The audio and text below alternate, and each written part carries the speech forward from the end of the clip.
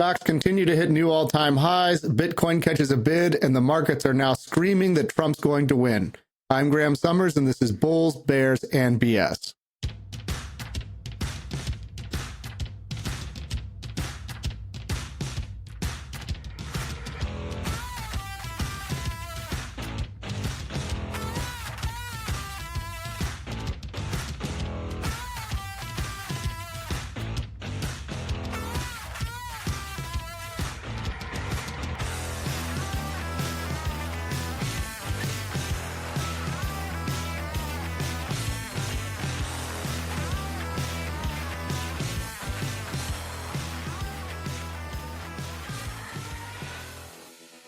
Welcome back to Bulls, Bears, and BS. I'm Graham Summers, Chief Market Strategist for Phoenix Capital Research, and today is Wednesday, October 30th, 2024.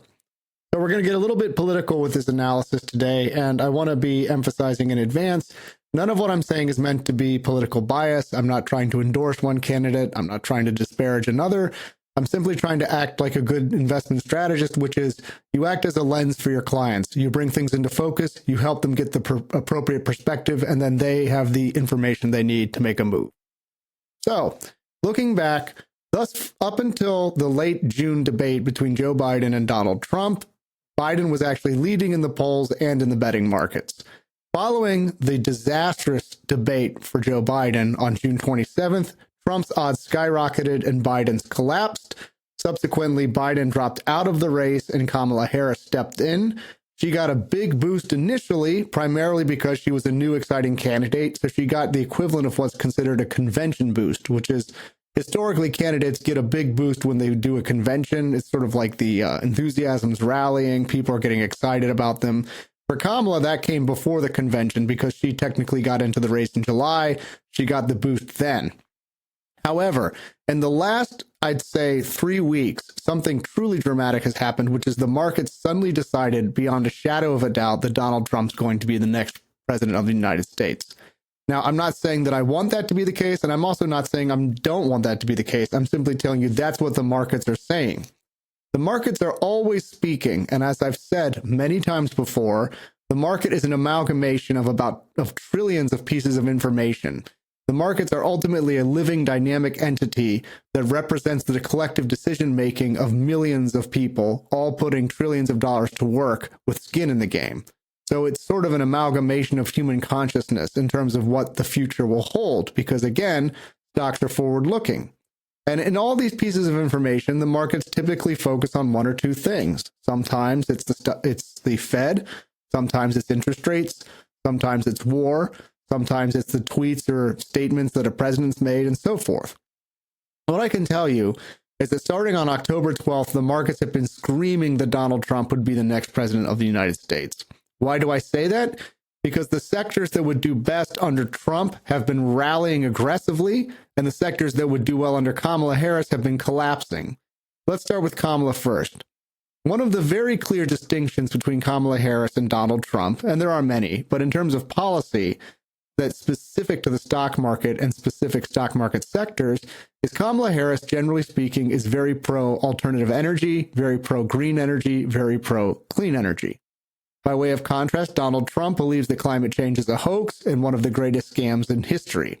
So thinking in those terms, you would assume that if Kamala Harris was going to be the president of the United States in 2025, you would see clean energy and alternative energy sectors booming, because they would be discounting that someone's going to take the White House who's going to be very positive for those sectors. That is not happening. In the last 3 weeks, all of the clean energy, alternative energy, solar stocks have been collapsing. This is a very clear signal that the market is not anticipating that Kamala Harris will be the next president of the United States. In terms of Trump, one of the big key differences he has between himself and the Democrats is that Trump is very positive on cryptocurrency. We have to remember there was an assassination attempt on Trump in early July, and the first major speaking event he held following that was at a Bitcoin conference. Now, if you're not necessarily, if you're getting shot at and a bullet hits your ear and misses your head by a quarter inch, you're only going to turn to do events that are absolutely critical or things that you care a great deal about. If it was something that you're nonchalant about, you just cancel it and move on, and everyone would understand, oh, the guy got shot at. He doesn't need to be here right now. Trump didn't do that. Trump spoke at a Bitcoin conference within 2 weeks of being shot at by a would-be assassin. This tells us that Bitcoin and crypto is something Trump cares a great deal about. We get confirmation of this from the people that are around Trump. J.D. Vance, who's Trump's vice presidential candidate, owns a ton of Bitcoin. Similarly, Elon Musk, who's going to take a primary role in the Economic Advisory Committee for Trump, is extremely positive for crypto. His company Tesla owns a lot of Bitcoin. He himself has actually financed trips to the moon using Dogecoin, or at least tried to. He's also referenced Dogecoin on Saturday Night Live. So put simply, with Trump's presidential campaign, you've got the president, the vice president, and one of his chief economic advisors all being extremely positive for crypto. By way of contrast, the Democrats are historically not pro-crypto. One of the major Senate leaders for the Democrats, Elizabeth Warren, has been advocating for crypto to be shut down or at least reined in because she believes it's being used for illicit activities. And that's also carried over into Kamala Harris. She has not been very positive for cryptocurrencies. So keeping all of that in mind, you would expect that if Donald Trump was going to be the next president of the United States, you would see cryptocurrencies igniting, and you would see Bitcoin and things like that going through the roof. Well, that's exactly what's happening. Bitcoin is breaking out of a year-long bull flag. Dogecoin, which is one of Elon Musk's favorite cryptocurrencies, has exploded higher, hitting its highest levels in years. These are all clear signals that the market is discounting that the next administration is going to be extremely positive for cryptocurrency. There's only one administration in the race that's like that, and that's the Trump administration. These are just a few of the signals we're seeing in the markets right now that Trump's going to win this presidential election. If you're interested in me going deeper into details on my analysis of the markets and what sectors will do well under Trump and what sectors won't, we put together a webinar called What Trump's Second Term Means for Stocks. It goes into detail as to who Trump is as a man in terms of his economic agendas and his policies. It analyzes the macro environment that Trump's going to be inheriting in 2025. And then it breaks down what are some market ideas to profit from Trump being in office. We list which sectors we think will be outperforming, which sectors will underperform, and we also talk about the number one investment to own when Trump's in office from 2025 to 2029. That webinar is available to the general public for $49.99, but as a Bulls, Bears, and BS listener, you can get it for just $9.99, cheaper than the price of a pizza. You can access it on our website. Simply go, make the order, and you'll immediately be granted the link to the webinar, which you can listen to. It's about 30 minutes in duration, and it's some of the best work we've put out in years. We've also got a special report called The Number One Investment to Own During Trump's Second Term. That's available as part of a subscription to Long-Term Alpha, which is our long-term buy and hold stock picking service. You can do a 30-day trial for Long-Term Alpha for just 99 cents. That also is available on our website, so feel free to pick either one of those, the webinar or the special report. Both of them are a great deal, a lot of value there, and definitely undervalued in terms of what we're charging for it. Moving on from that, we're getting clear signals that we're moving into a risk-on regime. This makes a lot of sense because Trump himself has stated that he's a massive fan of the stock market. During his first presidential term, he referenced it at least 500 times. It comes to at least 2 to 3 references per week. He actually got into huge fights with the Federal Reserve because he felt the Fed was hurting the stock market. And we know that the stock market is very near and dear to the Trump administration's heart due to the confessions from former Treasury Secretary Steve Mnuchin, who said that Trump views the stock market as a barometer for his economic agenda. That's a critical piece of information to analyze because if you think about it, all of the economic data in the United States is backwards looking. Whether it's jobs, unemployment, inflation, GDP growth, all of that stuff is backwards looking in the sense that, say, in November, you get the details of the data from October. Trump doesn't necessarily want to react to that because he wants to be forward-looking and set an agenda. So he prefers the stock market because stocks discount the future. They're forward-looking. And in this sense, Trump views the stock market as a real-time barometer for the success of his economic agendas. There's also a little bit of BS in this in the sense that Trump himself exudes a tremendous amount of influence over the stock market. During his first presidential term from 2016 to 2020, we saw time and time again he would say something about the stock market or say something that was designed to ramp the stock market higher and stocks would ignite. One of the most obvious examples happened during the trade war with China. Time and again, Trump would tweet these very vague statements like trade talks are going well, or China and I are close to a deal, and the S&P 500 would go roaring higher. What's really interesting is that Trump would typically do this, especially when stocks are at threat of breaking down. So you'd see the market break down to critical support or a level at which it really needed to hold, or you'd see it collapse, and Trump would come out with one of his famous tweets saying, oh, this, that, and the other, and stocks would ignite higher. This suggests that Trump himself monitors the stock market and times his tweets to have an influence on them. I'm not saying that's a good thing. I'm just saying that, it's not a coincidence this happened dozens of times during his first term. And I believe the stock market's anticipating Trump will be the president as a whole because stocks have been going straight up. They're anticipating that whoever gets into office in 2025 is going to be somebody who's going to be really pumping stocks higher. Because remember, stocks are forward-looking by 6 to 12 months. So they're already discounting what's going to be happening in the first half of 2025. And the fact that they're refusing to roll over, the fact that they're refusing to even really give a significant dip for people to buy into is telling us that stocks are discounting a future in which it's very rosy and Goldilocks for the markets. What would be rosy for the markets from a Trump administration? Well, as I mentioned before, Trump is a huge cheerleader for the stock market.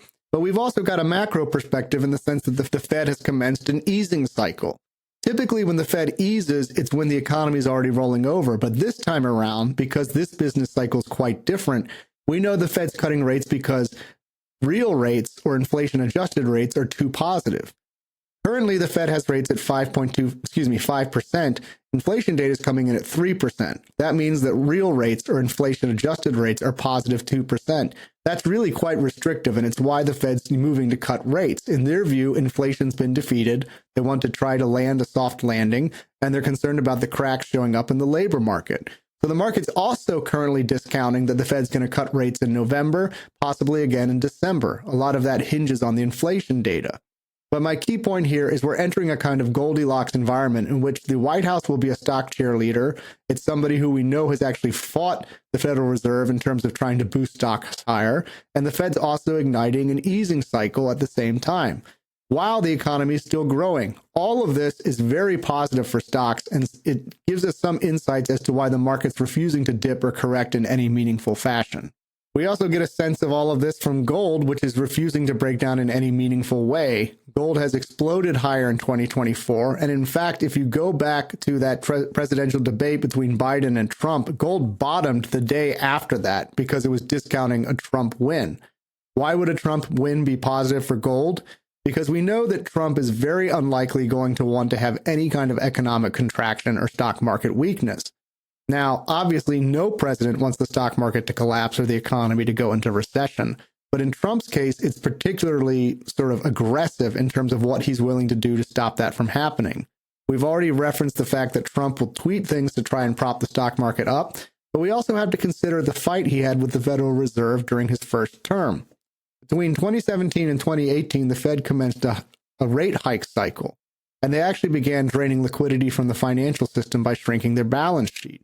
And Trump was extremely critical of the Fed doing this on Twitter in a way that was actually unprecedented. There's certainly precedent for presidents to have fights with the Federal Reserve about macro policy. What's not precedented is to see the president openly ripping on them and calling the Federal Reserve chair an idiot or someone who has no soft touch.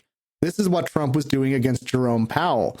We know that Trump's got a great deal of antipathy towards Powell because he believes Powell actually hurt the stock market and the economy while Trump was president, and believes that Powell seems to have done this at least semi-intentionally.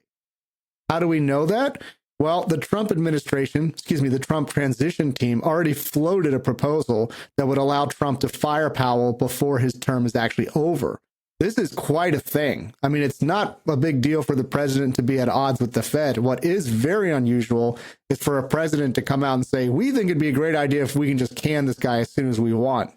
That's really quite aggressive. We also know from that same proposal that the Trump administration is considering taking away the Fed's monopoly control over interest rates. Trump himself has stated that the Federal Reserve has the greatest job in the world. They show up once a month, they do a coin toss, and then everyone proclaims they're a god. He obviously doesn't respect them and thinks that they're probably political and not really friendly towards him. And there's some truth to that because former of the Fed, Stanley Fischer, confessed in an interview that he believed the Fed raised rates in December of 2018 expressly with the intent of trying to hurt the economy to shut Trump up. So, with all of that in mind, I think that we're going to see Trump really trying to exude a greater influence over stocks than most presidents, and that's going to result in things being generally risk-on during at least the first year of his term. All in all, the big picture here right now is the economy is still growing. Yes, it's not growing as rapidly as it was before, but the Fed is rapidly cutting interest rates to try and cushion and land a soft landing. This is happening at a time when inflation is trending downward or at least flatlining, and the Fed wants to try to suppress the cracks or ease the cracks that are appearing in the labor market. All of this is happening during a presidential election in which the likely winner is going to be a massive stock market cheerleader, someone who thinks that stocks are one of the best means to acquiring wealth, because remember, Trump's background is in commercial real estate, which is ultimately using leverage to buy assets in order to get wealthy. The two assets most people own are stocks and real estate, so Trump's going to be positive for both.